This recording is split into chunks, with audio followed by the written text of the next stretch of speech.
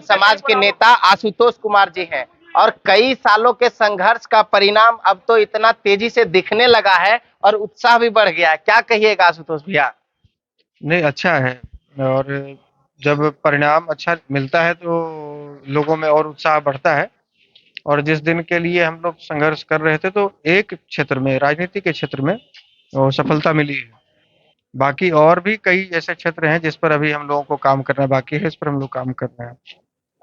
अभी कैसा लगता है कि जब आप कल सड़क पे आवाज उठा रहे थे तो कोई कह रहे थे जातिवाद फैला रहा है, जाति उन्माद फैलाएगा, हम सब नेता को नुकसान पहुंचाएगा, और जो कल तक आप सड़क पे चिल्ला कर कह रहे थे, आज आप ही के समाज के जो नेता हैं, माना कि लोकसभा में आवाज नहीं उठी है, विधानसभा में तो अब श्री बाबू के लिए भारत रत्न की बात आ गई है। दो दो विधायक और पूर्व मंत्री भी, जो मुख्यमंत्री हैं जीतन राम मांझी, वो भी कह रहे हैं कि श्री बाबू को भारत रत्न मिलनी चाहिए।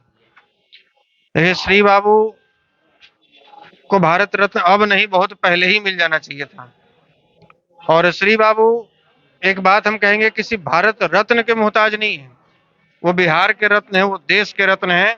और उनको भारत रत्न मिले या न मिले, वो हमारे दिलों में हमेशा रहेंगे, रहे हैं, आज भी हैं और कल भी रहेंगे। बाकी जो एक राजनीति के चश्मे से जो नेता लोग ऊपर बैठे हुए हैं, जो देखते हैं कि कौन सी जाति के लोगों को हम भारत रत्न दें, उनके महानुभावों को, ताकि उस जाति का वोट बैंक, तो इस तरफ लोगों को लगता है कि भाई इस जाति के लोग तो हमारे पास ऐसे ही वोट दे रहे हैं। तो इनको, श्री बाबू एक ऐसे नेता थे जिनके कद से नेहरू जी भी डरते थे, इसलिए इनको बिहार में रखा जाता था। श्री बाबू एक ऐसे नेता थे जो कभी जाति में बंध कर नहीं रहे। दलित में भी उतने ही प्रचलित थे जितने वो अल्पसंख्यक में थे, जितने वो सवर्णों में थे। तो श्री बाबू को एक तरह से कहा जा सकता है कि मतलब सर्वमान्य नेता और बहुत ऊंचे कद के नेता और बहुत दूरदर्शी।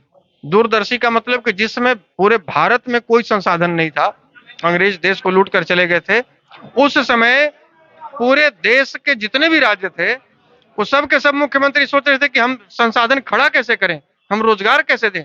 और इनके पास इतनी बुद्धि थी, इतनी दूरदर्शिता थी कि यहाँ पर देखिए उसी समय का चीनी मिल, जूट मिल, गत्ता मिल, या अलग अलग तरह का, जो अभी तो झारखंड में और कुछ हिस्सा बंगाल में चला गया, मतलब ये अलग अलग जगह, मतलब जो इन्होंने शिक्षण संस्थान खोला या फिर सिंचाई परियोजना लाए या रोजगार के लिए जो रोजगार सृजन किए, भागलपुर सिल्क के आप देखिए, तो ये उनकी दूरदर्शिता को दर्शाता है। और आज जो पिछले 40-45 साल से जिनकी सरकारें रही हैं, उनकी दूरदर्शिता देख लीजिए, आपको समझ में आ जाएगी। तो श्री बाबू उस कद के नेता हैं कि जिनको भारत रत्न मिलने में तो काफी देरी हुई है।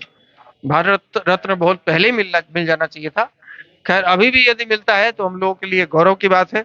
और हम आपके चैनल के माध्यम से यदि आवाज पहुंचती है तो हम उन तक उनसे रिक्वेस्ट करेंगे कि श्री बाबू जिस तरीके नेता को अनदेखी करना कहीं से भी उचित नहीं है। यदि आपके भीतर थोड़ी भी मानवता बची है और यदि आप नहीं जानते हैं श्री बाबू को, तो बहुत दुर्भाग्य की बात है।